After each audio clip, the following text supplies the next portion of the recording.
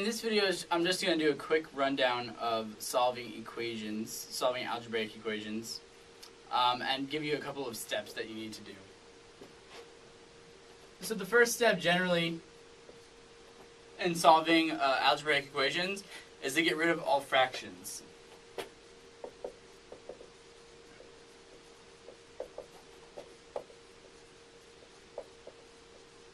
And you can usually do that by just multiplying an equation by an entire number. So for example, if we had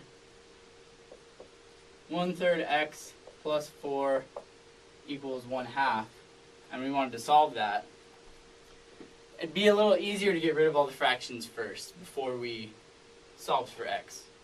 So what you would do here is we need to figure out what we can multiply, and remember you can multiply both sides of an equation by the same number. What can we multiply both sides of this equation by to get rid of all of the fractions? Well, we need to multiply this by 3, and we would need to multiply this by 2, so we need to multiply the whole thing, both sides, by 6 to get rid of both. So we multiply by 6, we would get 2x plus 24 equals 3. Now we're ready to go on to other steps. So once you've eliminated all fractions, or if you didn't have any to start with, you don't need to do that obviously. Your next step is, so you want to separate the x's, separate the variable from the non-variable.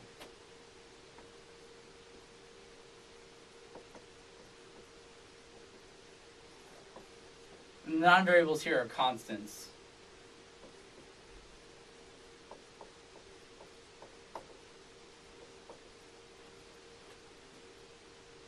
So what that means is you want to get all the things with your variable, if it happens to be x, then x on one side, and everything that doesn't have that variable on the other side. So let's just carry through the same example here.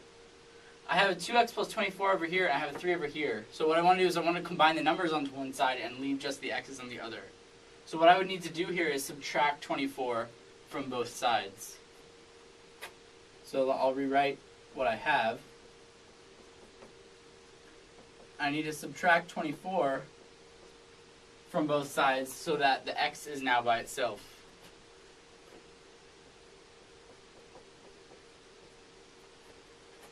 And I would get that 2x is equal to negative 21. Alright, and then the third and final step would then be to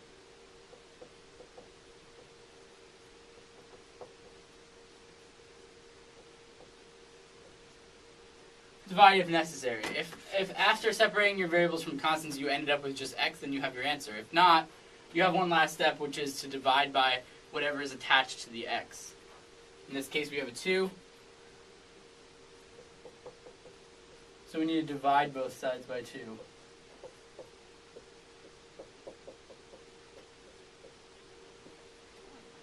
And finally you can see we end up with just an x equals term. So therefore we solved for x. In this equation, for this to be true, x needed to equal negative 21 over 2. So those are the 3 steps that you want to go through when you're solving your algebraic equations.